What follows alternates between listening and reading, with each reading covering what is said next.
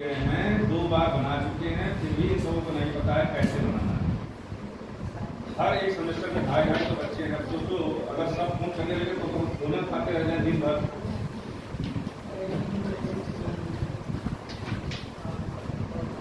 जैसे अभी हमने अक्सर जब चर्चा होती है बता रहा हूँ ना कि अगर हमारे देश में कुछ ऐसी चीजें हो रही हैं जो चर्चा का केंद्र है तो आपको उस पर फोकस करना है। जैसे इस समय IPL चल रहा है ना, IPL से हमेशा प्रश्न बनते हैं। पुराने पेपर आप उठा के देखो, IAS मतलब IPL से 2 क्वेश्चन अक्सर बने जब भी होते। तो ये सामान्य सी चीज है, आप रोज पेपर में देख रहे हैं, मैच भी देख रहे हैं, लेकिन अब आपको किस दृष्टिकोण से देखना है उसको।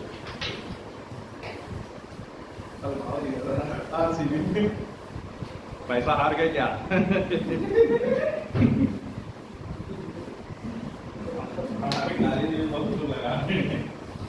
तो आपको अब उसको देखना है कैसे, एक कंप्यूटर के रूप में। इंजॉय तो आप करिए, मैच देखिए, पढ़िए, लेकिन उससे प्रश्न क्या बन सकते हैं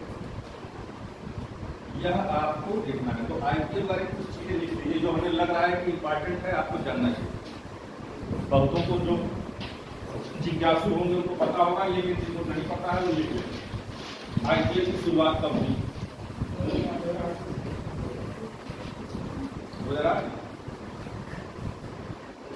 इसलिए मैंने लिख किया है, मैं देख के बताता हूँ कि कंफ्यूजन न हो।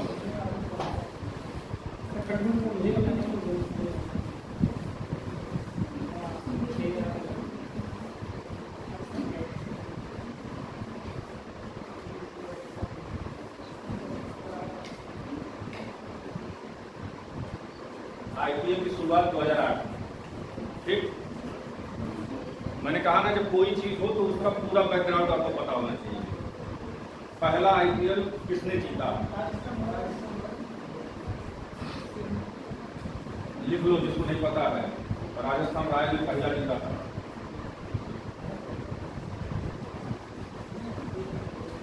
इस IPL में कितनी टीमें हैं?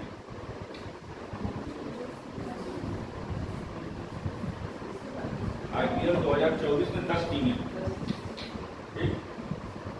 केवल 5 का ऑप्शन देगा ना तुमको, 8, 9, 10, क्योंकि पहले 8 टीमें रहा करती थी।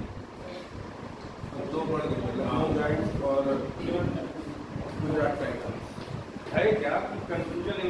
क्या आसान प्रश्न, मैंने कहा ना आसान प्रश्न जब आप कंपटीशन में गलत करेंगे तो आप कंपटीशन से बाहर।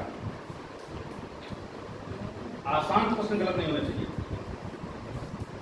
जो कठिन है वो सबके लिए कठिन है, वहां फिर लक फैक्टर काम आता है, तो उससे आप कंपटीशन से बाहर नहीं होंगे। जब आप आसान प्रश्न, जैसे जो क्वेश्चन रिपीट हो रहे हैं 10 साल 15 साल 20 साल पुराने, वो आपके गलत नहीं होंगे। यहाँ कंपटीशन में कोई स्कूल नहीं है कि हमने पुराने पेपर नहीं लिखे या भी लिखे। हमने कल नोट्स दिखाया ना, हम 20 साल का पुराना पेपर नोट किए जो क्वेश्चन बार बार पूछे जा रहे हैं।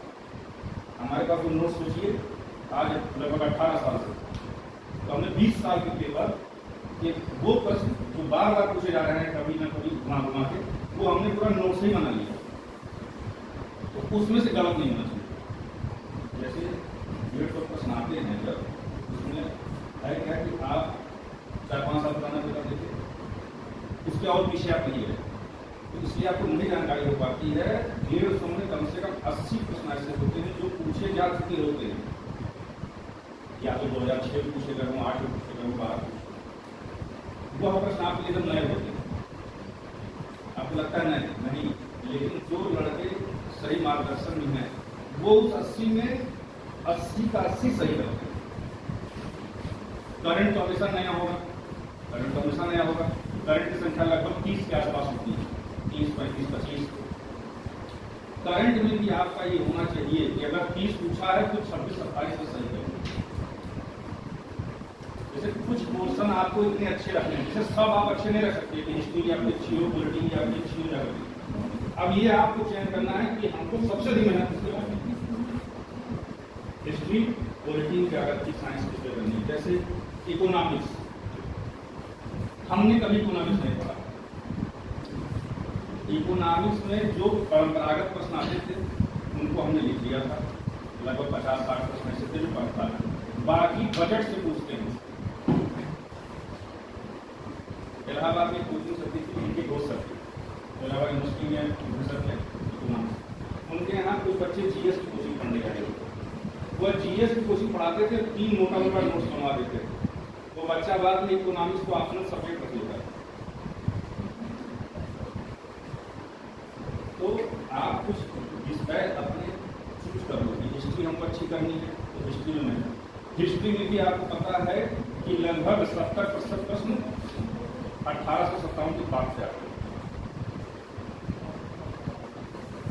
1857 के बाद से आते हैं। तो अगर हिस्ट्री तो फिर हिस्ट्री अच्छे से तैयार करिए।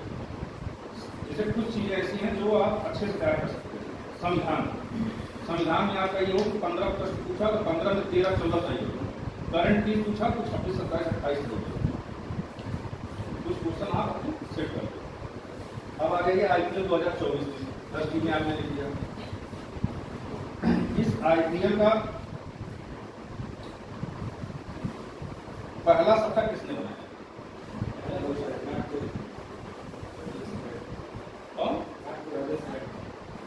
विराट कोहली।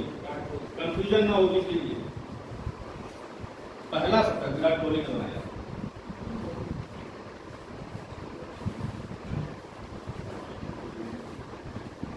पूरे आईपीएल इतिहास का एक और रिकॉर्ड बना, एक ऐसा बैट्समैन ऑलराउंडर है जिसने शतक भी लगाया और हैट्रिक भी ली। हाँ, शतक प्लस हैट्रिक लेने वाला एक मात्र, जैसे हैट्रिक तो लिया था, शतक इस सीजन में मारा तो रिकॉर्ड तो बन गया था उसका, जो आज तक कोई नहीं बना पाया। तो ये प्रश्न बना ना, सुनील नरेन हैट्रिक भी लिया है और शतक भी लगाया है, तो एक प्रश्न तो बना। जैसे आप वहां दिमाग लगाते कि इसमें तो हैट्रिक लगी नहीं, हैट्रिक पहले लगाया था। और हैट्रिक वालों का टोटल अभी मैं बता रहा हूँ, मैंने आज सुबह बैठ के मैं यही किया हूँ कि इससे अगर प्रश्न पूछा जाए तो आपको गलत ना हो।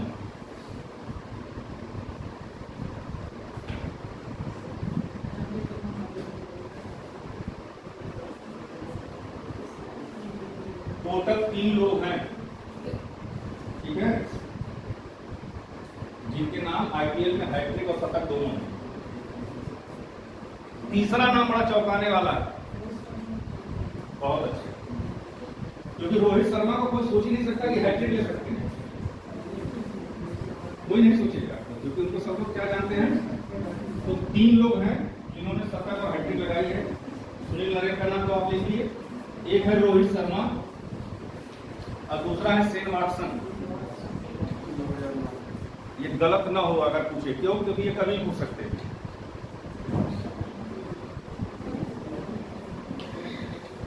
सुनील नरेन, शेन वाटसन और रोहित शर्मा।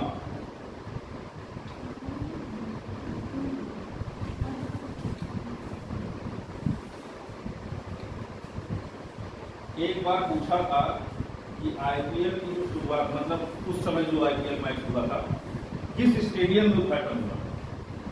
तो आईपीएल 2024 का उद्घाटन लिख लीजिए, आईपीएल 2024 का उद्घाटन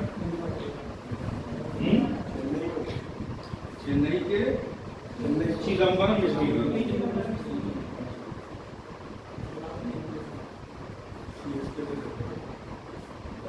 जैसे हम बस हमारे कहने का सही मतलब, जो चीजें घटित हो रही हों उस पर आपकी नजर होनी चाहिए। जैसे लोकसभा का चुनाव है, उस पर 2-3 प्रश्न संविधान में आएंगे ही आएंगे। इस अनुच्छेद में है, इस अनुच्छेद में 5 वर्ष का चुनाव है, जब चुनाव हो जाएगा तो महिलाओं का प्रतिशत कितना है, सबसे अधिक महिलाएं किस स्टेट से चुनी गई, तो सारी चीजें आएंगी, तो उसको आपको नोट करना है। ये आपको ध्यान रखना है, जो भी चीजें हो रही हो उस पर एकदम पैनी नजर, तब जाकर के आप जीएस में 30 में 27-28 करने लायक होंगे। ठीक है, जो करेंट अफेयर्स है ये आपको बूस्ट करता है। अगर इसको आप अच्छा कर लिए तो जीएस में हमेशा 110 लगेगा। ये और हिस्ट्री, करंट और हिस्ट्री, अगर इन दोनों पर आपकी कमांड हो गई तो जीएस 110 हमेशा। नहीं तो आप पेपर लेके आइएगा और सही जब आंसर की आएगी तो मिलाइएगा।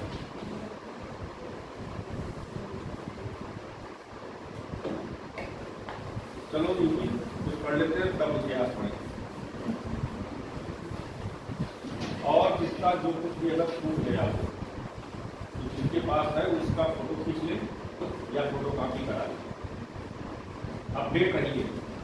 अगर क्लास छूट गई है उसे 3-4 दिन मैंने भी पढ़ाया है तो लेकर के फोटो खींच लो या फोटो कॉपी करा लो, अपडेट करो।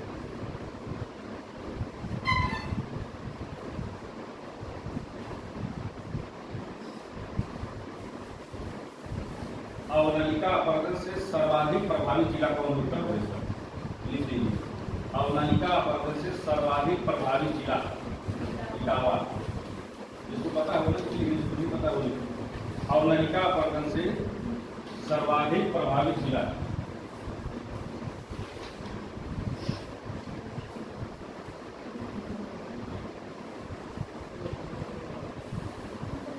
इटावा।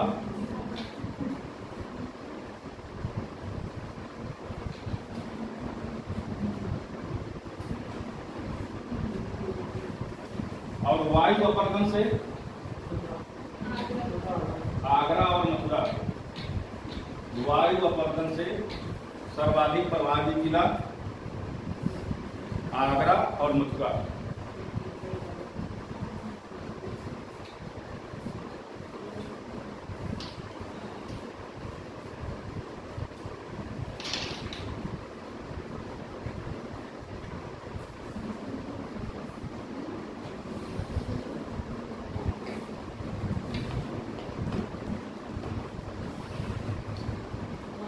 उत्तर प्रदेश में काली मिट्टी कहाँ पाई जाती है?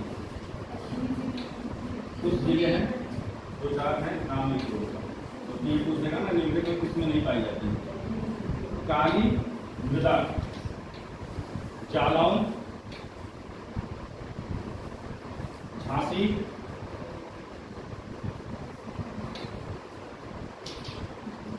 ललितपुर, हमीरपुर।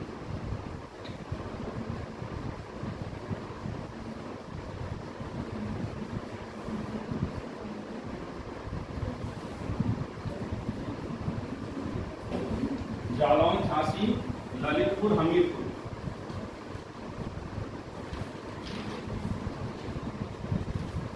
लाल मिट्टी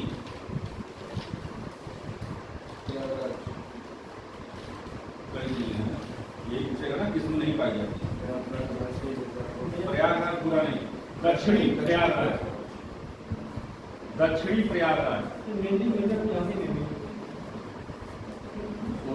होता क्या है, जब एग्जामिनर पेपर बनाता है तो जो मेजर है उसी को हटा देता है।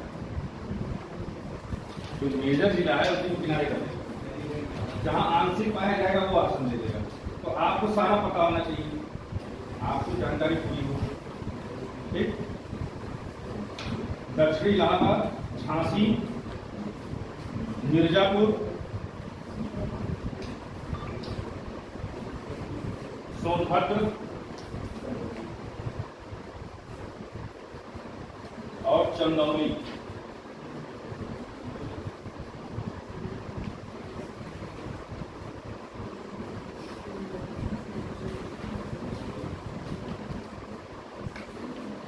अच्छा ये बताओ, कल ही हमने लिखवाया था शिवालिक पहाड़ी क्षेत्र में कौन सी मिट्टी पाई जाती है?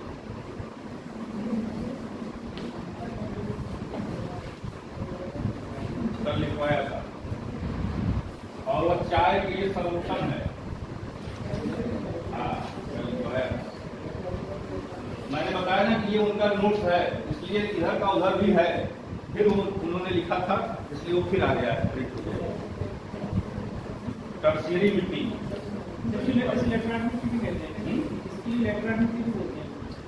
आप जब प्रीवियस ईयर के पेपर देखेंगे तो इसी का उल्लेख है, टर्शियरी मिट्टी।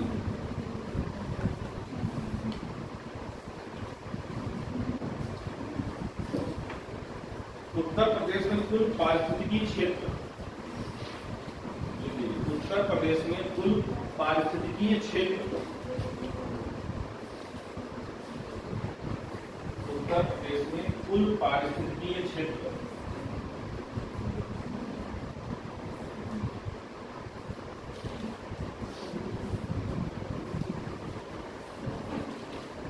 20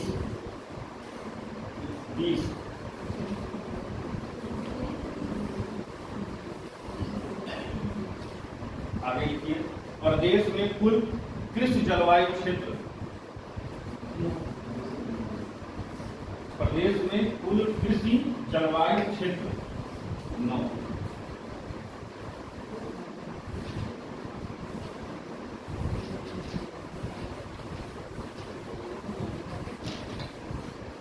कुल कृषि जलवायु क्षेत्र 9। ये तो हमको नहीं पता, आगे लिखे होंगे तो बता देंगे, लिखे जरूर होंगे कहीं नहीं।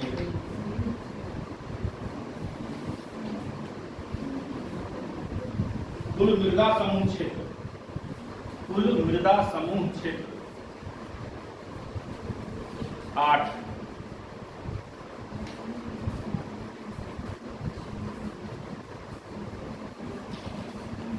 यह प्रश्न कई बार पूछा है, 2 प्रश्न है। कुल मृदा समूह क्षेत्र लिखिए 8। प्रदेश में औसत जोत का आकार, प्रदेश में औसत जोत का आकार जो पूछा गया कई बार।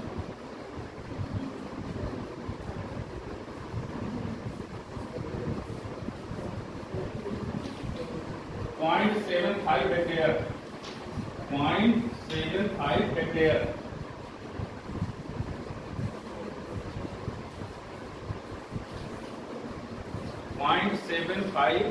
हेक्टेयर।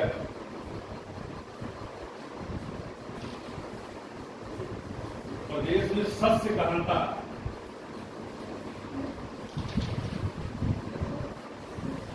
प्रदेश में शस्य गहनता खेती की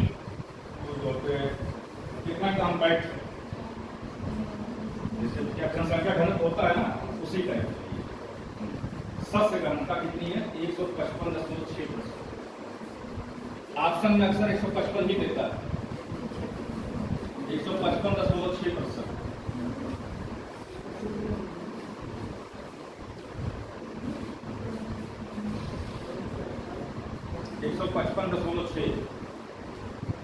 अगला लिखो, भारत की कुल कृषि भूमिका, भारत की कुल कृषि भूमिका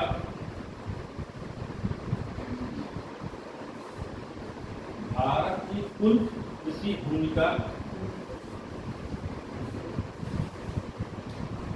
15%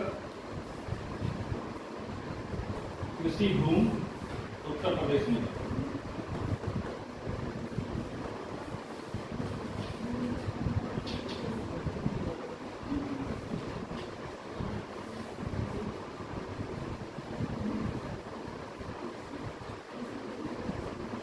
जनसंख्या में तीव्र वृद्धि के कारण, जनसंख्या में तीव्र वृद्धि के कारण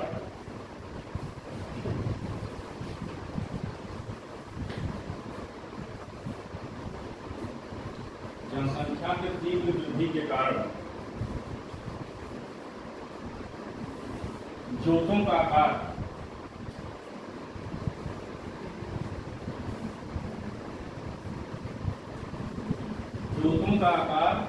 निरंतर घट रहा है।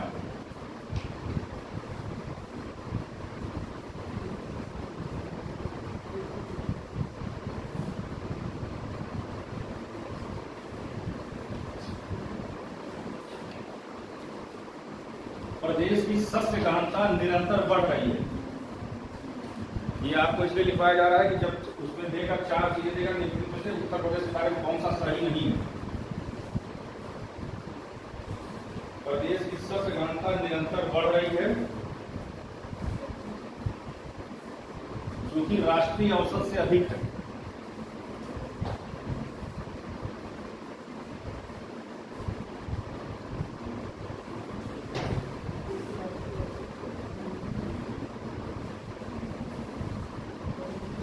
अच्छा, कितने लोग ऐसे हैं जिन्होंने केवल ग्रेजुएशन किया है, आगे कुछ नहीं? तुम लोग कर रहे हो ना, तो किसी कर रहे हो। और कोई क्या कर रहा है इस समय? ग्रेजुएशन के बाद बीएड, बीटीसी, बीएड कर रहे हो, हिंदी के बाद बीएड का लाभ पता है क्या है? बीएड करने से आपको क्या अतिरिक्त लाभ मिलेगा? जैसे सुप्रीम कोर्ट ने अपने नए आदेश में कह दिया है कि बीएड के लोग प्राइमरी के लिए एलिजिबल नहीं है, तो बीएड के बाद आपको सिर्फ और सिर्फ लाभ मिलेगा पीजी। सर मेरा बीएड का उद्देश्य मेरा है बीयू भर्ती एजुकेशन ऑफिसर। आगे बताने जा रहा हूँ, दो जगह और है। एक खंड शिक्षा अधिकारी, जिसको पहले एसडीआई कहते थे, ठीक। मेरे मोबाइल में सबसे लास्ट मैसेज वही है, जब मैं पीली दिन पहुंचा था ज्वाइन करने, तो लोक सेवा आयोग का लास्ट मैसेज वही है, तो मेरा मेंस क्वालिफाई, मतलब मेंस देने के लिए। तो चूंकि मैं यहाँ आ गया था, इसका मेरिट भी बहुत ज़्यादा, ठीक है। तो यहाँ हमारे उसमें प्रिंसिपल थे विनयकर जी, आखिरी मैसेज अभी वही पड़ा है हमारे मोबाइल में, वही आपको दिखाता हूँ। तो उनका चाव दे दो, हमको देने से नहीं होगा, क्योंकि हमने कोई तैयारी नहीं की, क्योंकि जब सिलेक्शन हो गया था तो हमने छोड़ दिया। एक वो हो गया खंड शिक्षा अधिकारी, ठीक। हमने जब बीएड किया था तो सिर्फ इसीलिए किया था, कारण है कि 2006 में एसडीआई की वैकेंसी आई, ध्यान से सुनिए, 10 साल बाद आई। उस समय में बीएड नहीं था, ठीक। 2009 में मैंने उसमें 600 सीट आई, मैं बीएड था नहीं, मैंने बीएड कर लिया। उसके बाद 15 साल तक वैकेंसी नहीं। बात समझे? मेरा सिलेक्शन हो गया, तब आई थी प्री दिया था, तो फिर जब मैं यहाँ पहुंचा तो मैसेज आया कि तो ये हाल है। ऐसे ही एसआई की तैयारी जो बच्चे करते हैं, वैकेंसी आई 2 दिन से 4 दिन से 1 महीने से, अंडर एज है, और उसके बाद 8 साल तक नहीं आई, ओवर एज। तीसरा, बीएड का एक फायदा है, कोई बहुत मतलब नहीं है उसका,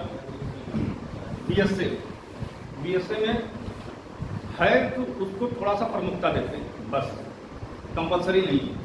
तो बीएसए की वैकेंसी नहीं आती, क्यों? क्योंकि जो डायरेक्ट वाले हैं, डायरेक्ट वाले और जीआईसी इनका ट्रांसफर पर तो पैसा दे के बीएसए चार्ज ले लेते हैं, इसलिए बीएससी की वैकेंसी ही नहीं निकालते हैं। कभी फॉर्म आएगा तो देखना 2 सीट 3 सीट दिया, जैसे आपकी पीलीभीत में जो बीएससी साहब आए हैं वो डायरेक्ट इलेक्शन। तो ये सर मैंने इकोनॉमिक्स की हमारी कॉलेज से किया है, उसमें सर क्या फ्यूचर में क्या इसके प्लान है? मैंने इकोनॉमिक्स किया है तो आप नेट की तैयारी करो, उससे बात की नेट की तैयारी करो, जेआरएफ निकल जाएगा, जीवन सुधर जाएगा। हमारे यहाँ 4 बच्चे आ रहे हैं रोयल यूनिवर्सिटी से, जेआरएफ में 4, 2 पॉलिटिकल साइंस में हैं और 2 का नहीं पता, हमको लगता है 4 पॉलिटिकल साइंस। जेआरएफ में 40,000 रुपये मिल रहे हैं। और एक चीज, डिग्री का मेरा अपना जो अनुभव पीजीटी से ज्यादा आसान कंपटीशन है हायर एजुकेशन की कंपटीशन का। उसका कारण क्या है? और छोटी सी चीजें समझ लो। पीजीटी के लिए योग्यता क्या है? चाहे इतना कर सकते, कोई मतलब नहीं है, बस इन्हें कर लिया। इलाहाबाद में जो बच्चे तैयारी करते थे उन्होंने प्राइवेट निकल लिया, वो पीजीटी का काम करना शुरू कर देते हैं, कॉम्पिटिशन तब हो जाता है। पीजीटी में सीट कितनी आती है? 30, 25, 20, यही तो वैकेंसी आए देखना, 30, 20, 25, 30 बस। हायर में पहली बात तो नेट अनिवार्य, नेट शुरू है नहीं, कॉम्पिटिशन कम हो गया है। वैकेंसी कितनी है? 150, 200, 250। तो कहने का मतलब है कि आप लोग एक काम करिए, कुछ न कुछ करते हुए, तब कौन सी चीज आपके कहाँ काम आएगी ये आप नहीं जानते। आप मुझे एक उदाहरण के रूप में देखिए, मैंने दिखाया ना कि मेंस का भी नंबर लिखा और इतना पाया, इतना इंटरव्यू पाया, सब कुछ लिखा है। 17-18 में 60 इंटरव्यू नहीं हुआ तो हमने नेट भी किया था, हमने बीएड भी किया था। उसी नेट के थ्रू हमारा विज्ञापन संख्या 47 में हुआ। और होने का एकमात्र कारण जीएस, क्योंकि सब्जेक्ट लगभग लोग बराबर रहते हैं, 2-4-5 क्वेश्चन का अंतर होता है। जब तैयारी का स्तर आपका अच्छा हो, 70 क्वेश्चन हायर एजुकेशन में है, तो लगभग जो है बच्चे, जो अच्छे बच्चे हैं, 55 से 60 के बीच में सब रहेंगे, जो फाइटर है, जो इंटरव्यू के लिए लड़ रहे हैं। लेकिन जब जीएस का आप देखेंगे तो जमीन आसमान का अंतर आएगा। 30 में 8, 7, 6, 5, 4 ये रहता है स्कोर, इसलिए जीएस हर जगह काम आएगा। तो तैयारी आप कर रहे हैं, अच्छी बात है। सबसे पहली चीज क्या है कि आपको अपने पैरों पे खड़ा होना, कोई भी जा पाएगी। अभी मैं कल कौन जिला था, कौन का कोई था, आपके जो पुलिस कप्तान है अविनाश पांडे जी, ये क्या कहता है, कांस्टेबल, और उसी साल सेलेक्ट हुए हैं। जब एक आधार मिलेगा ना तो आपकी सोचने की शक्ति बढ़ने लगेगी, क्योंकि जैसे समय बीतेगा, जैसे अभी आपको लग रहा है, जैसे हम तो इस चीज से गुजरे हैं ना, जैसे अभी आपको लग रहा है कि सब हो जाएगा, सब निकाल दूंगा, बस हो गया। जहाँ 4 साल हो गए, 5 साल हो गए तैयारी करते करते, तो घर का प्रेशर, समाज का प्रेशर, उसको झेलना बहुत कठिन होता है। इसलिए पहली प्राथमिकता जल्द से जल्द सही स्टेबल हो जाए। तो जो भी वैकेंसी है फॉर्म भरिए, तैयारी करिए। जीएस तो आप पढ़ गए हैं, अब तो जीएस हर जगह सब्जेक्ट तो हटी गए। सब्जेक्ट कहाँ है? सब्जेक्ट का महत्व केवल शिक्षा विभाग में है, इंटर कॉलेज और हायर एजुकेशन, डिग्री कॉलेज, उसकी अलग तैयारी है। अगर नेट देना है तो नेट देना है। अगर बच्चा अच्छे से एमए किया है अपने सब्जेक्ट, तो सबसे अच्छा है जेआरएफ का। बीएम क्या था? पॉलिटिकल साइंस में लगा तो बहुत अच्छा सब्जेक्ट था। जीएस की फाइन का कोई से इकोनॉमिक्स का पढ़ लिया, वो साइंस कर लेते तो साइंस कई फायदे थे, मैं बता रहा हूँ। आईआर तैयार होता है, पॉलिटिकल साइंस अगर आप तैयार करते हैं तो आप सिलेबस देखिए, आईआर का एक पोर्शन है मेंस में, इंटरनेशनल रिलेशन, लाइक पेपर ही है 200 नंबर का। तो कुछ ना कुछ करते रहिए। हमारे कहने का मतलब है कि साल खराब ना हो। प्राइवेट भी तो हो रहे हैं सब कुछ, साल खराब नहीं होना चाहिए आपको, ये हमारे कहने, क्योंकि हकीकत है अभी तो आप लोग युवा हैं, जैसे जैसे मैं बता रहा हूँ समय बीतेगा, 4 साल 5 साल, तो आपके पिताजी को छोड़िए, पिताजी को आपके रिलेशन वाले प्रेशर में लेते आए। अरे भाई 5 साल हो गए सरकार, जो भैया कोई टेंशन में आएगा, तो तुमसे पूछेंगे कि तुम टेंशन में आओगे, तो उनको भी ये दिखना चाहिए कि हाँ बेटा हमारा ये कर रहा है, ये कर रहा है, एमए कर रहा है, नेट तैयारी कर रहा है। आप इसकी तैयारी तो आप कर ही रहे हो, साथ में कुछ ना कुछ ऐसी चीजें आपके पास होनी चाहिए। अभी मान लो बीएड कर लिया, डीईओ का फॉर्म आ गया, तो आप भर के लगोगे ना, रिजल्ट देखो, रिजल्ट कुछ भी हो, आप अपना 100% दीजिए।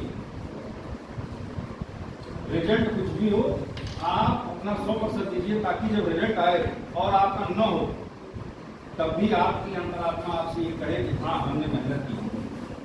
बस ये हमारे हैं।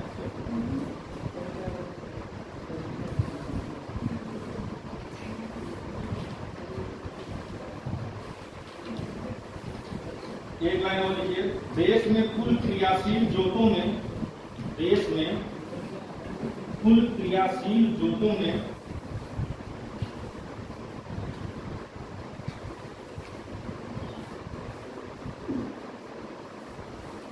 अनुपम का भी पहले जो है इंटर कॉलेज में था, उसके बाद इसमें आया, वही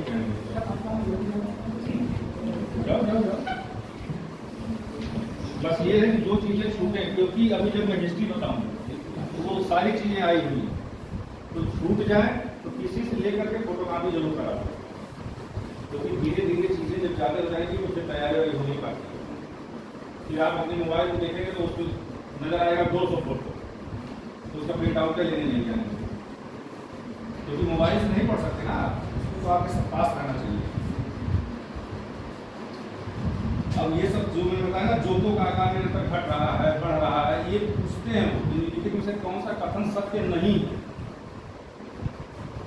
राष्ट्रीय औसत से अधिक है तो आदमी वहां दिमाग लगाने लगता है, राष्ट्रीय औसत से अधिक कैसे हो सकता है, राष्ट्रीय औसत से अधिक नहीं होगा। तो इसलिए लिखवा दिया गया है, तब नजर में रहेगा तो गलत नहीं करेंगे आप। देश में कुल क्रियाशील जोतों में सर्वाधिक संख्या में, देश में कुल क्रियाशील जोतों में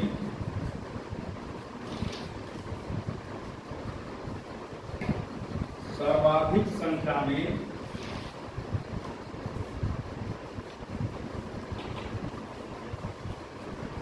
क्रियाशील जोतें उत्तर प्रदेश में हैं। देश में कुल क्रियाशील जोतों में सर्वाधिक संख्या में क्रियाशील जोतें उत्तर प्रदेश में हैं।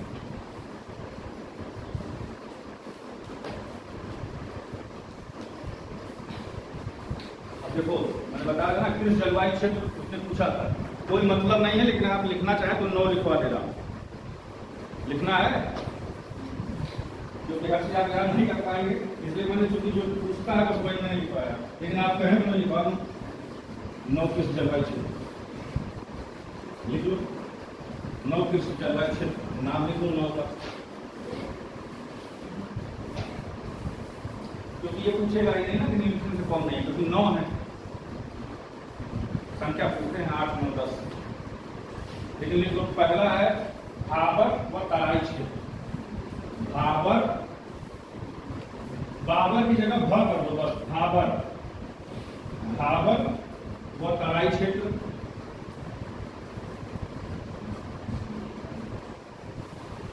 दूसरा पश्चिमी मैदान, दूसरा पश्चिमी मैदान।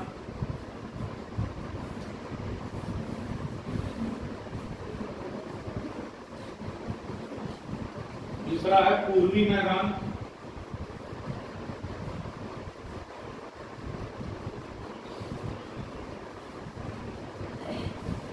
चौथा है उत्तर पूर्वी मैदान, उत्तर पूर्वी मैदान।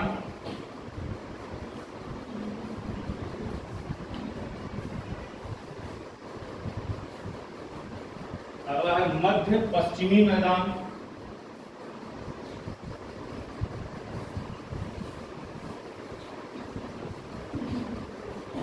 अगला है दक्षिण पश्चिम शुष्क मैदान। दक्षिण पश्चिम शुष्क मैदान। फिर है मध्य मैदान।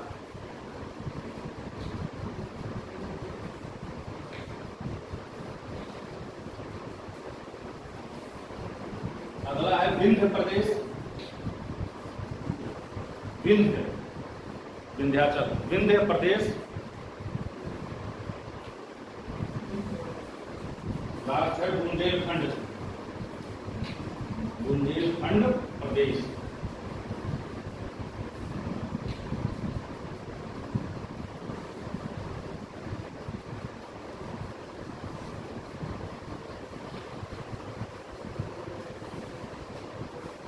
अच्छा, उत्तर प्रदेश में कितने प्रकार की फसलें बोई जाती हैं? 3।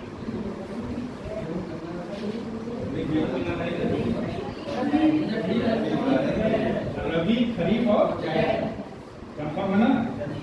3 है, रबी, खरीफ और जायद। सर्वाधिक भाग किस खेती की जाती है? लिख लो।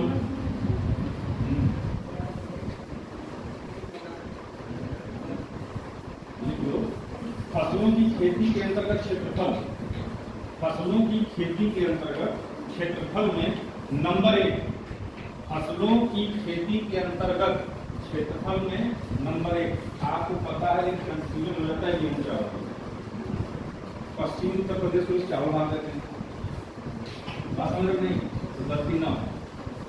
फसलों की खेती के अंतर्गत क्षेत्रफल नंबर 1 गेहूं, नंबर 2 चावल, गेहूं, चावल और नंबर 3 पे गन्ना। नंबर 1 पे गेहूं, सबसे अधिक गेहूं बोया जाता है, ठीक। तो उसके बाद चावल बोया जाता है, फिर गन्ना। अब है क्या कि एक बार क्या किया, जब सब पूछा तो गेहूं और चावल हटा दिया, गन्ना दिया, आलू दिया, इस टाइप में दिया, तो कंफ्यूजन हो गया। तो ये 3 जब पता रहेंगे तो जैसे गेहूं चावल लगभग लोग जानते हैं, नंबर 3 पे गन्ना।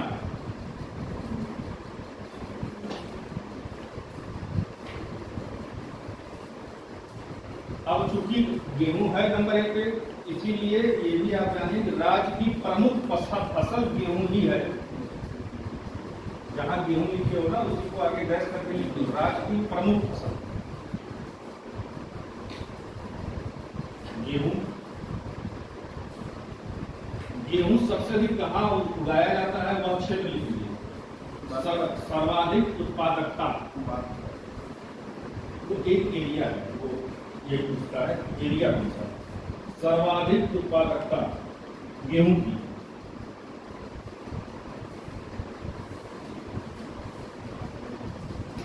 गंगा घाघरा दोआब क्षेत्र। गंगा घाघरा दोआब क्षेत्र मतलब गंगा और घाघरा के बीच में जितने क्षेत्र हैं वहां गेहूं सबसे अधिक बोया जाता है। गंगा घाघरा दोआब क्षेत्र।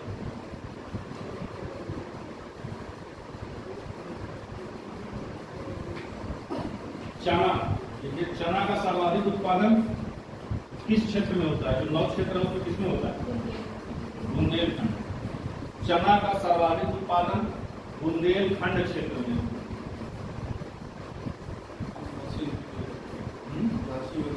हाँ, तो जो एरिया है वहाँ सब जगह हो जाते हैं ना, तो एरिया पर्टिकुलर ले लिए हैं, क्योंकि कभी कभी क्या है कि झांसी में ज्यादा हो गया, कभी किसी में हो गया, जिसे एकाधिकार नहीं है। वो जो पूरा क्षेत्र है बुंदेलखंड का, वहाँ चना सबसे अधिक बोया जाता है, क्योंकि और क्षेत्रों से बहुत ज्यादा अंतर, तो वो घटता नहीं है, वो अंतर पाट नहीं पाते हैं।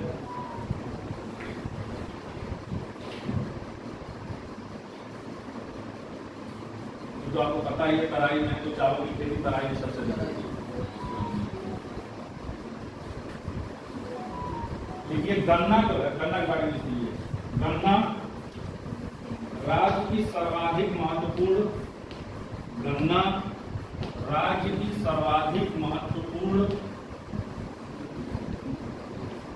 गन्ना राज्य की सर्वाधिक महत्वपूर्ण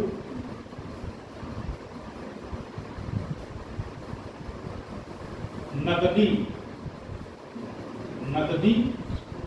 पैसा देने वाली, नकदी आप लिख कर देना व्यापारिक फसल, नकदी आधुनिक व्यापारिक फसल। और एक चीज का ध्यान रखिए, अगर किसी को पीसीएस मेंस या आईएएस मेंस देना है तो रोज लिखने का अभ्यास करें। अगर वह लिखने का अभ्यास नहीं किया तो सिलेक्शन किसी कीमत पर नहीं होगा, जीवन भर ही निकालता रहेगा, मेंस कभी क्वालिफाई नहीं कर पाएगा। पढ़े लिखिए, संपादकीय पढ़ते हैं, संपादकीय पढ़िए जिस भी टॉपिक पे है।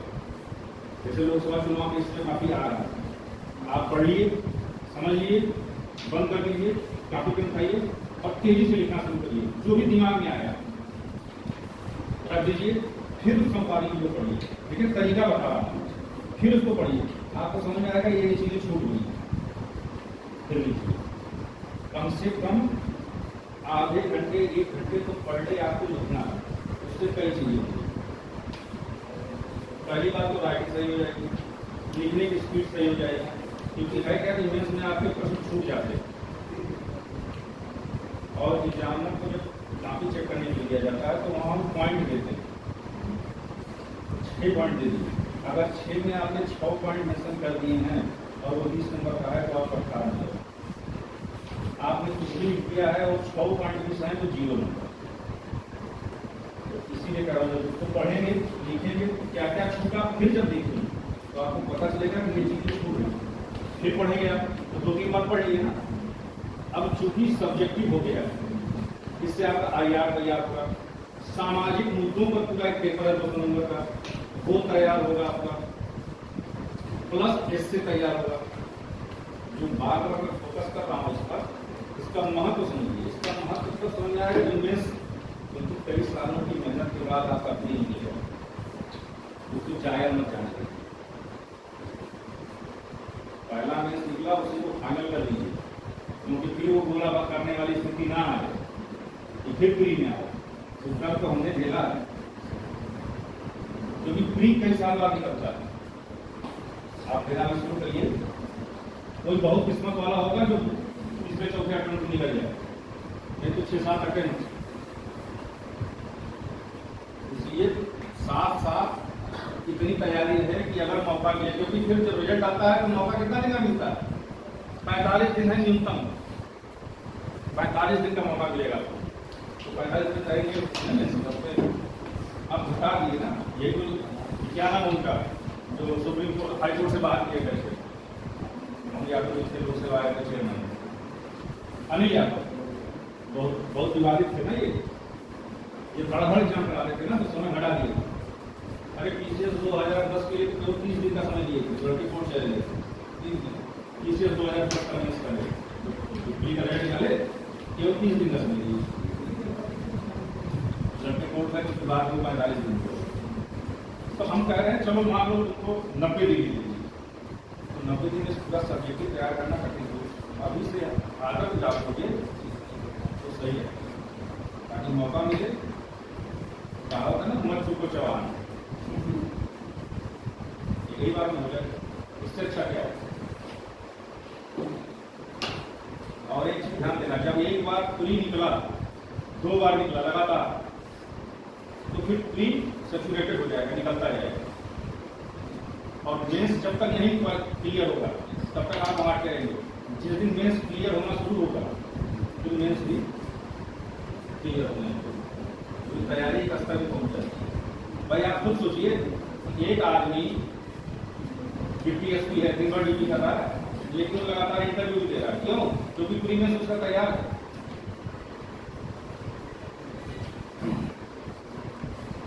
अभी एक नया लड़का यहाँ आया है, मात्र 32 साल, विधि नाम है, सीओ जो हुआ है। पहले वो भी असिस्टेंट प्रोफेसर, 27 साल का असिस्टेंट प्रोफेसर हुआ। उसी के 1 साल बाद ही जो है यूपीएससी उसका चयन हो। भाई दिन भर ड्यूटी करता है लेकिन पढ़ भी रहा है, उसका लक्ष्य है एसडीएम। तो लाख समस्याओं के बाद भी लोग समय निकालते हैं। तो ये नहीं कहना है कि समय का अभाव। भाई मुकेश अंबानी या अमिताभ बच्चन के पास क्या 25 घंटा है क्या? जितना आपके पास है उतना उनके पास है।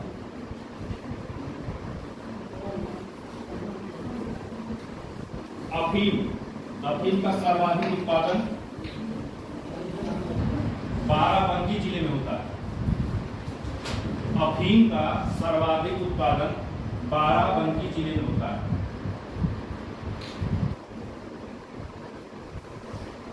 अफीम का सर्वाधिक उत्पादन बाराबंकी जिले में होता है। प्रदेश की एकमात्र अफीम फैक्ट्री, प्रदेश की एकमात्र अफीम फैक्ट्री, प्रदेश की एकमात्र अफीम फैक्ट्री गाजीपुर जिले में है।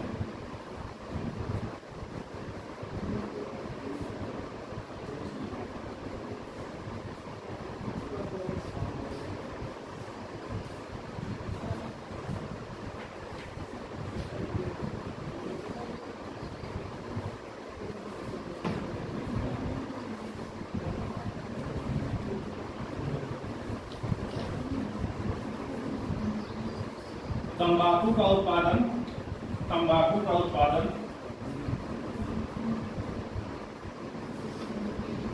वाराणसी और मेरठ, ये सबसे आगे है। तंबाकू का उत्पादन वाराणसी और मेरठ।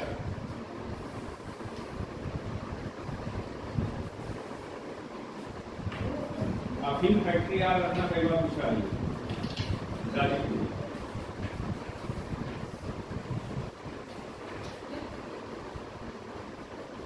मूंगफली सीतापुर हरदोई, मूंगफली सीतापुर हरदोई।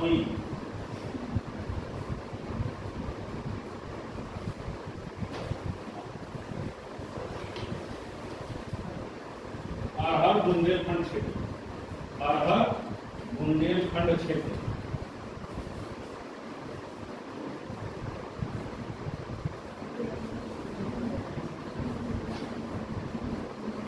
अच्छा देखो, अंतरराष्ट्रीय पटल पर भारत के कुछ आमों को प्रमोट किया जा रहा है नवाब ब्रांड के नाम से। नवाब ब्रांड से कौन कौन से आम हैं जो द्वारा देखो,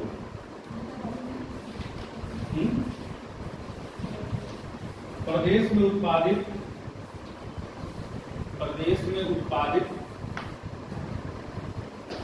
आम की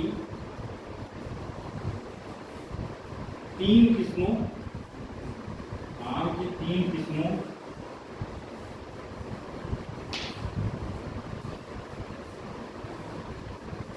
दशहरी,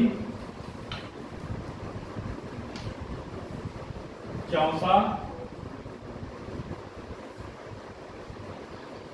और तीसरा कौन, बड़ा मस्त नाम है, गुड, लंगड़ा। दशहरी, चौसा और लंगड़ा। अच्छा खाए हो? टीवी में सर्वाधिक आम कौन सा मिलता है? जब कुछ सोचो हम गोरखपुर के रहने वाले हैं, हमको वहाँ बनारसी आम नहीं मिलता है, वहाँ दशहरी, गोरखपुर में दशहरी, दशहरी और चौसा गोरखपुर। महंगा भी वही है। चौसा इतना बड़ा होता है, चौसा आम बहुत बड़ा होता है। दशहरी, चौसा और लंगड़ा को अंतरराष्ट्रीय बाजार में, दशहरी, चौसा और लंगड़ा को अंतरराष्ट्रीय बाजार में नवाब ब्रांड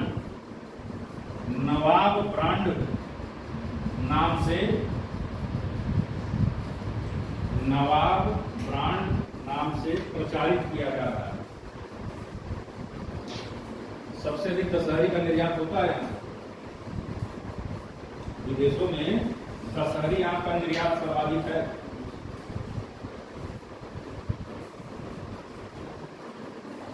आम फल पट्टी कहाँ है? आम फल पट्टी मलिहाबाद, लखनऊ।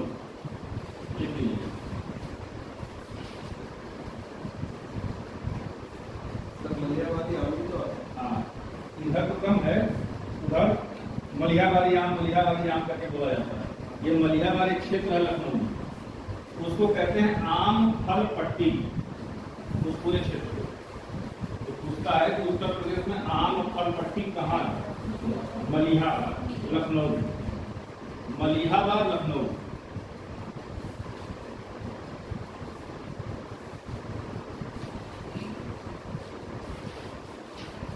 आम की कुछ किस्में हैं जो कुछ क्षेत्र विशेष में पैदा होती है, उसको लिख सकते।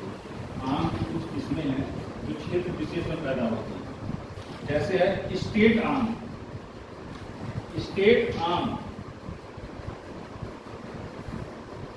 स्टेट आम ये सहारनपुर और मेरठ, मुख्य रूप से सहारनपुर ही है, मेरठ में थोड़ा बहुत। सहारनपुर, मेरठ स्टेट आम। मलिहाबादी तो हमें बता ही दिया। सफेदा और चौसा, सफेदा और चौसा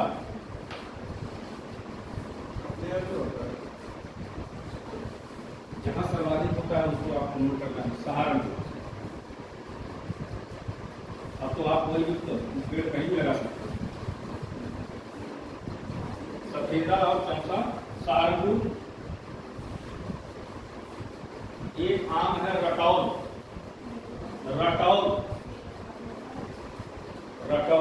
मेरठ और बागपत। रटौल, मेरठ और बागपत।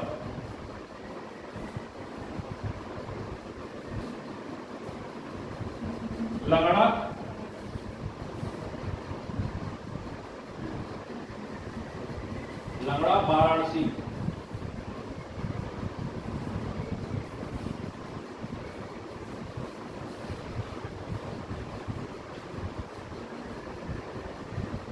देखो अमरूद की प्रमुख किस्में, अमरूद की प्रमुख किस्में, इसमें दो ऐसे हैं जिनका पूछा गया है, वही लिख दो बस।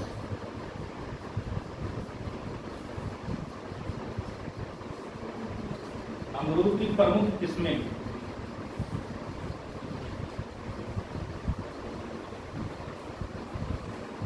गैस कर दो आगे। हाफजी लखनऊ, हाफजी लखनऊ,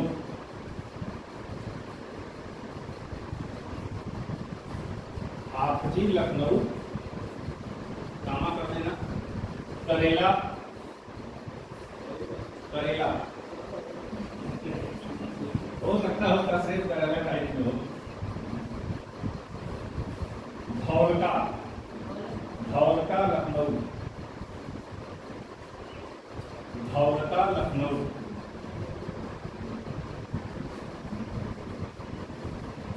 अब सबसे इम्पॉर्टेंट में दो बोलिए, ललित सुरखा, ये कई बार पूछा है, ललित सुरखा, ललित सुरखा। और दूसरा इम्पॉर्टेंट है लखनऊ 49 सरदार, लखनऊ 49 सरदार।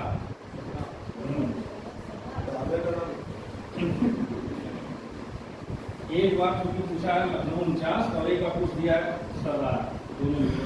और जहां ललित सुरखा और लखनऊ 49 सरदार लिखे उसको अंडरलाइन करके आगे लिख दो, प्रदेश में अमरूद की निर्यातक प्रजाति, यही दो हैं, ललित सुरखा और लखनऊ 49 सरदार। ये प्रदेश की निर्यातक प्रजाति है अमरूद की, इन्हीं का निर्यात होता है।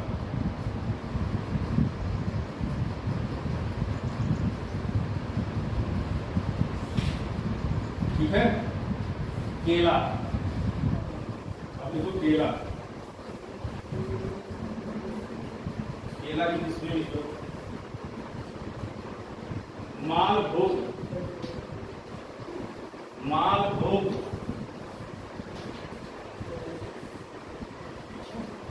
चीनी चंपा, चीनी चंपा,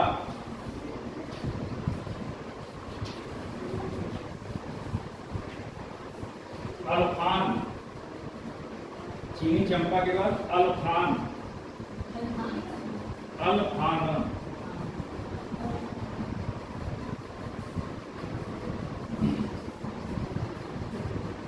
दूध सागर, दूध सागर,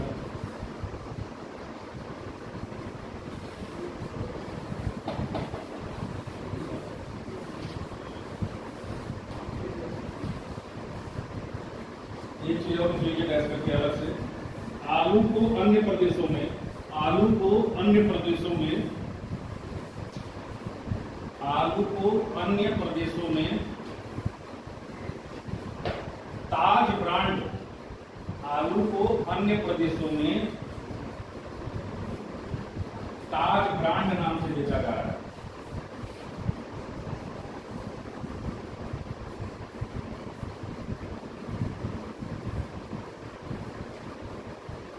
आलू को ताज ब्रांड नाम से बेचा जा रहा है।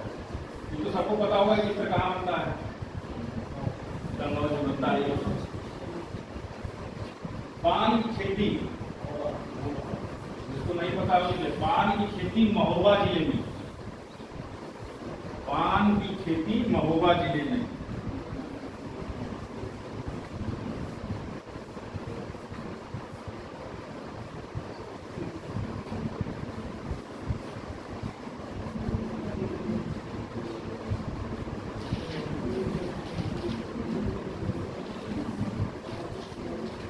अच्छा है, चलो इतिहास बताओ। भक्ति का सर्वप्रथम उल्लेख किस उपनिषद में किया गया? भक्ति का,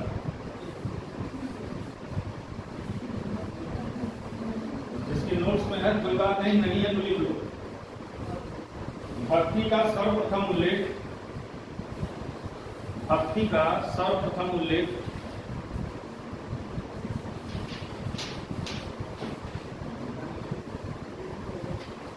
भक्ति का सर्वप्रथम उल्लेख श्वेतांबर उपनिषद, श्वेतांबर उपनिषद में किया गया था।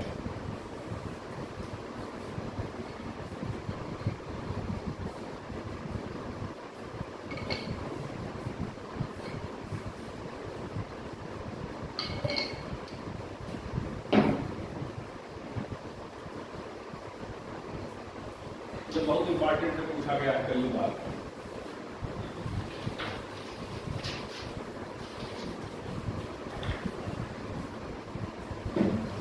एक बार पूछा था कि नवधा क्या है। आप लिख लीजिए, आपने लिखा ना भक्ति का सर्वप्रथम उल्लेख श्वेतांबर उपनिषद में, उसी के आगे लिखिए विस्तृत उल्लेख, विस्तृत उल्लेख भगवत गीता में, विस्तृत उल्लेख भगवत गीता में,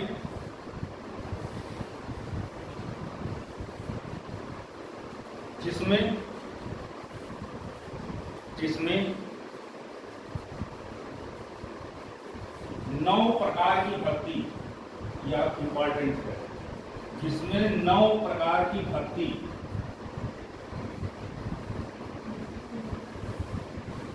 ब्रैकेट में लिख लीजिए नवधा, नवधा, नवधा,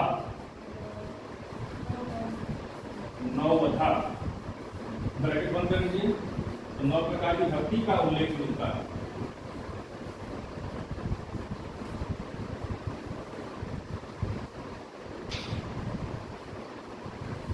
जैसे जब हम तैयारी करते थे तो हमारा 2-3 चीजों पर काफी फोकस रहता था कि इसमें हम गलती ना करें। पहला था इतिहास, दूसरा संविधान, तीसरा करंट और चौथा यूपीएससी। बाकी चीजें हम जैसे जागृति हुआ, इकोनॉमिक्स हुआ, इन सब चीजों को हम जो क्वेश्चन रिपीट होते पहले वो एक जगह लिख रख लेते थे, उसी को दोहरा लेते थे। तो होता क्या था कि अगर 10 जागृति पूछा है तो 7-8 क्वेश्चन से आ जाता था और तुक्का का सब मारते हैं दिमाग। लेकिन कुछ ऐसे हो जिसमें कमांड होता, जैसे जीएस आता था तो कभी कभी मेरा 30 में 30 सही होता। कुछ ऐसे सब्जेक्ट आपको चयन करने हैं जिन पर आप खूब मेहनत कीजिए, इसमें गलती नहीं होगी।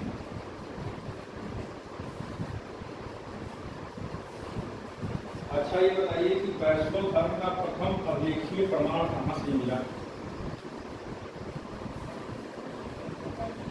लिखिए, लिखेंगे तो धीरे धीरे तैयार भी होगा। वैष्णव धर्म का प्रथम अभिलेखीय प्रमाण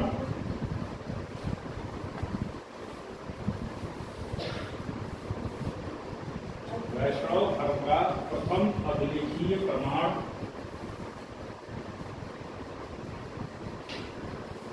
विदिशा से प्राप्त, विदिशा विदिशा एक जगह, विदिशा से प्राप्त होलियोडोरस का, होलियोडोरस का, जिसे होलोस्तंभ के आगे दूसरा नाम लेकर के भी दे लेते हैं। होलियोडोरस का गर्भस्तंभ,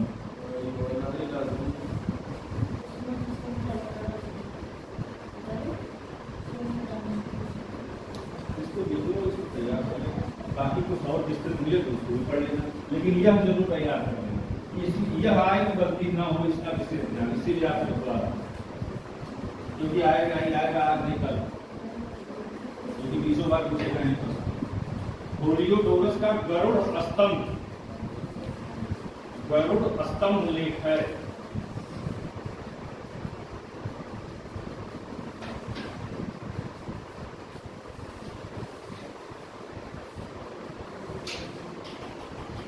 मूर्ति पूजा का प्रथम उल्लेख,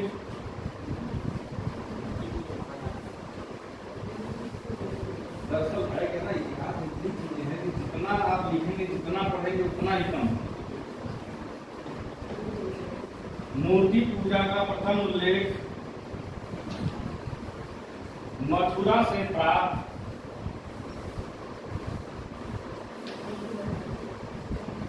मथुरा से प्राप्त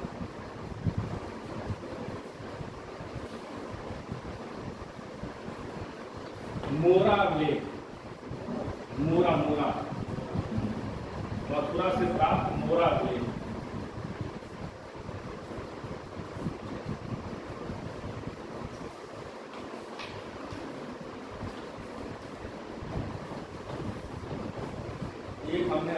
दिया था इसमें, कभी मिला था, पूछ लिया था, इसमें लिखा गया था इसमें। एकमात्र महिला अलवार कौन सी? दक्षिणी मीरा पंडाल, उनका दो नाम, दोनों लिख लीजिएगा। देखिए, एकमात्र महिला अलवार, अलवार, बस यही याद कर लेना। ये पूछेगा कि महिला अलवार, और अलवार क्या होता है, अभी तो इतिहास वाला ही बता पाएगा। एकमात्र महिला अलवार, आगे डैश करके लिख लीजिए। आंडाल, आंडाल, आंडाल, अ पर आग मात्रा, डा और ल, आंडाल, आ के ऊपर बिंदी जाएगी, ठीक। आंडाल, इनका एक और नाम है, डैश आप लिख कर लीजिए। कोदई, कोदई, हाँ कपड़ों नाम था, को थ नहीं है, क है, क, कोदई।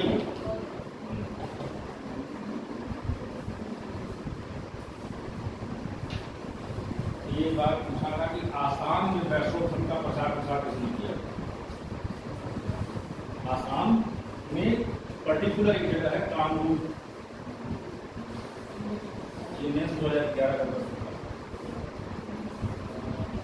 और उसके पहले 1999 में पूछा, तो जो 12 साल बाद फिर से पूछा, सबको लगाया तो नया क्वेश्चन कहाँ से लेके आया है। तो जब खोजना शुरू किए लोग पीछे से, तब पता चला कि 99 में पूछा। तो लिख लीजिए, कामरूप ब्रैकेट में आसाम, कामरूप ब्रैकेट में आसाम, ब्रैकेट बंद कर दीजिए। में वैष्णव धर्म का, में वैष्णव धर्म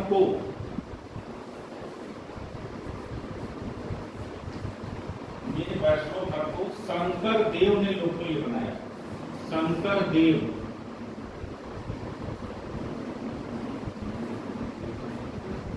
शंकर देव ने लोकप्रिय बनाया।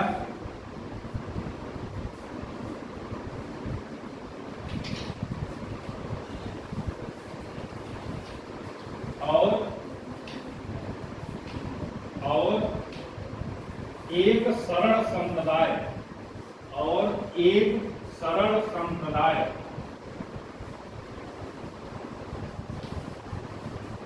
की स्थापना की, और एक सरल संप्रदाय की स्थापना की।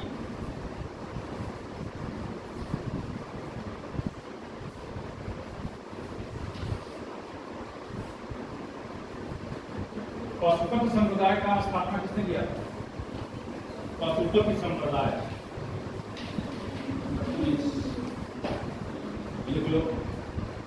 पशुपति संप्रदाय की स्थापना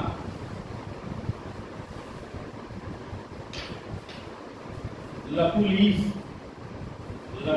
ने की।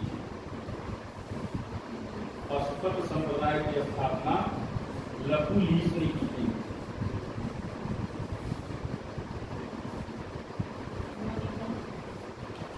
लकुलीस,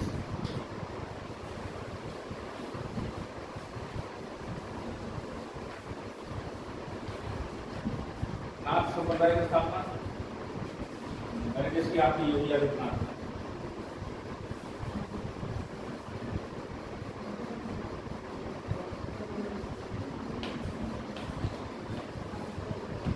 यह प्रश्न जब पूछा था तो इसका बड़ा विवाद हो गया था, क्योंकि आयोग ने उत्तर गलत दिया था।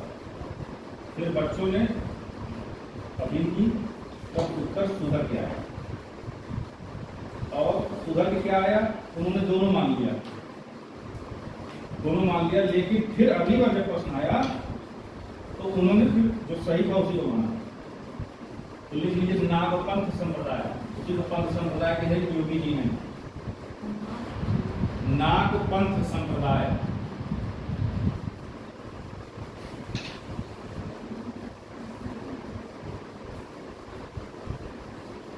PCS 2016 के इंटरव्यू में देखो, और क्या है कि एक नया रूल बनाया गया है कि आपसे आपका नाम नहीं पूछा जाता है, आप किस जिले का रहने वाले नहीं पूछा जाता है, ठीक ना।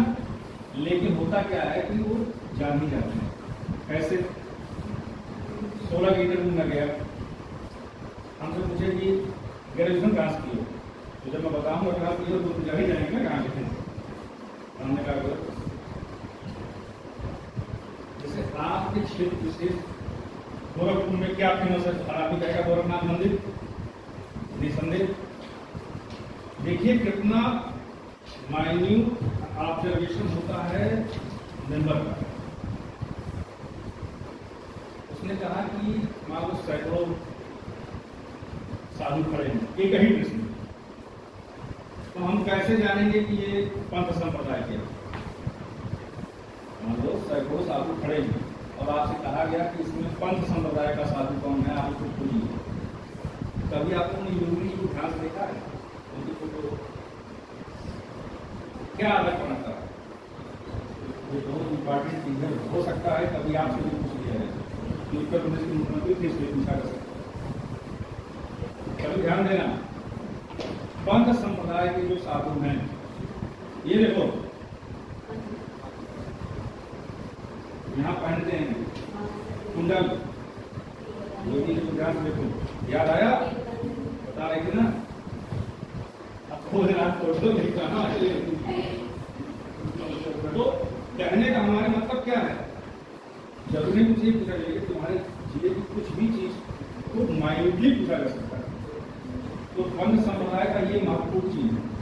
कहाँ है कुंडल? कहाँ है कुंडल? योगी बनते हैं, ध्यान देना। बड़ा भाषण सुने होगे तो चीज ध्यान नहीं। तो नागपंथ संप्रदाय की स्थापना मत्स्येंद्र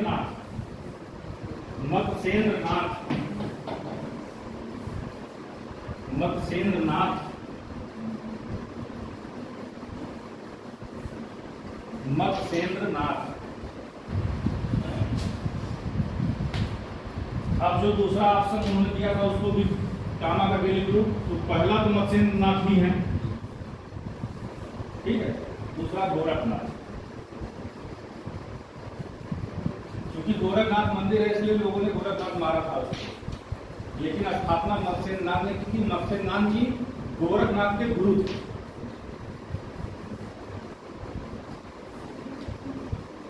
मत्स्येंद्र नाथ कामा करके गोरखनाथ कर लीजिए। लेकिन यदि दोनों ऑप्शन है तो मत्स्येंद्र नाथ ही होंगे। अगर मत्स्येंद्र नाथ का नाम हटा दिया और गोरखनाथ का नाम है, गोरखनाथ ही रहेगा। और अगर ऑप्शन में ए और बी दोनों कर दिया तो वो वाला मार देना, ए और बी वाला।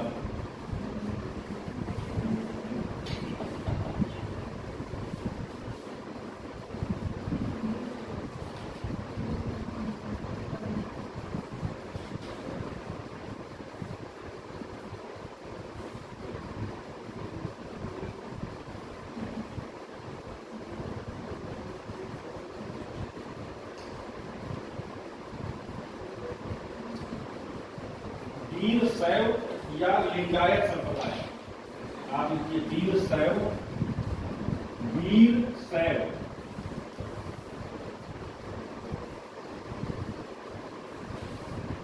या लिंगायत संप्रदाय। वीर शैव या लिंगायत संप्रदाय।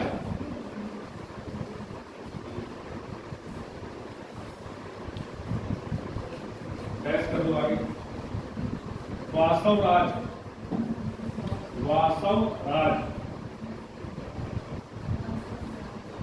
आप लिख कर दो। चिन्ना वासव राज आप लिख, चिन्ना वासव।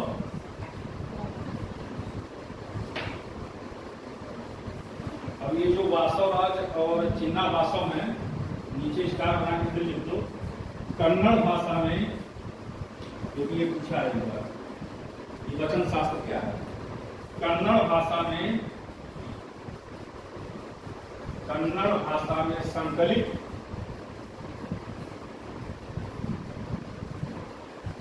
इनके गीतों को, कन्नड़ भाषा में संकलित इनके गीतों को वचन शास्त्र कहा जाता है।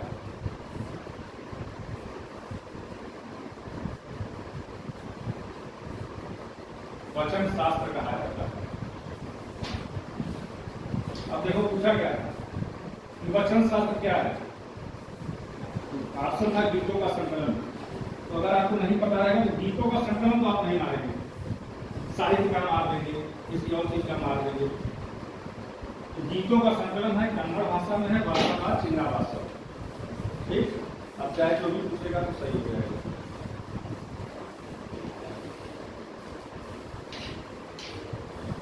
कल से थोड़ा सा स्वतंत्रता संघर्ष ये हम लोग उसका कुछ लिखेंगे।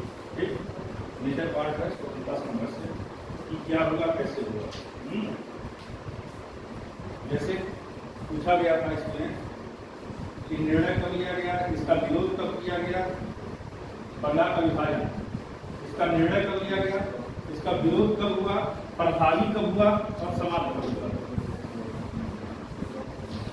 इसको कब हम लोग इसके बहुत जो इम्पोर्टेंट चीज है। लेकिन तब तक एक चीज बताओ, एक बार पूछा था राखी दिवस का सुझाव किसने दिया था? Good, very good. लिख लो, राखी दिवस का सुझाव रविंद्रनाथ टैगोर ने दिया था। राखी दिवस का सुझाव रविंद्रनाथ टैगोर ने दिया था। और रविंद्रनाथ टैगोर का एक नारा है, एकला चल रही। इसको नहीं पता है तो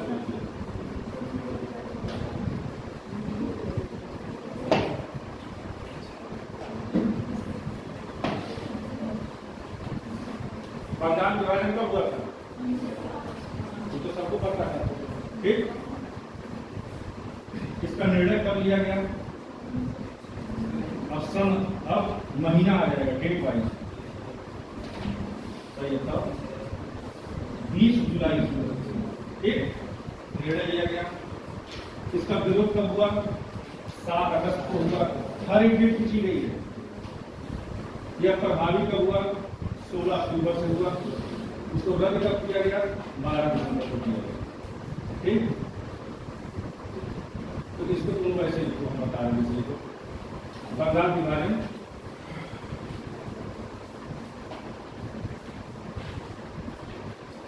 बंगाल विभाजन लिखा, आगे डैश कर दो। ठीक, इंग्लिश में लिखना कैपिटल जे, कैपिटल जे, थोड़ा सा गैप कर लेना, जे जे ए, जाओ है जाओ, जे ए ओ डी, जे ए ओ डी, क्लियर है? जे जहां लिखे हो तो उसके ऊपर ऐसे लिखो जुलाई।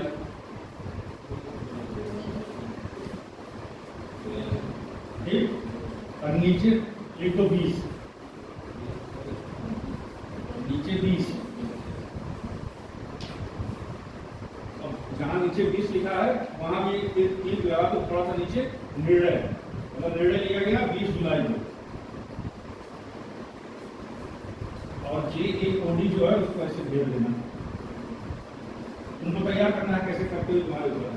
ठीक, जाओ याद रहेगा और ये तुमको याद रखना है 20/7/12। ठीक, फिर ए है, ए के ऊपर अगस्त लिख दो, नीचे 7 लिख दो। विरोध, ए है अगस्त, नीचे 7 विरोध। फिर ओ है, वो अक्टूबर हो गया, नीचे लिखो 16 प्रभावी, प्रभावी हुआ 16 अक्टूबर 1905। ठीक, बी है दिसंबर, नीचे लिखो 12 समाप्त। बंगाल को किन 2 भागों में बांटा गया था? पूर्वी और पूर्वी में कौन कौन थे? पूर्वी में पूर्वी बंगाल और असम। पूर्वी बंगाल और असम पूर्वी में है, नहीं पता तो लिख लीजिए। पश्चिमी में, पश्चिमी में पश्चिम बंगाल, बिहार और उड़ीसा। आसाम को पूछ देता है बस, क्योंकि आसाम थोड़ा सा हट के था। ये हो गया ना, बाकी कब? अच्छा कल तो टेस्ट कर सकते हैं, मतलब 2 रिवीजन की देखते हैं सोमवार को अगर ठीक कर रहा है, क्योंकि रोज कुछ ना कुछ आ जा रहा है।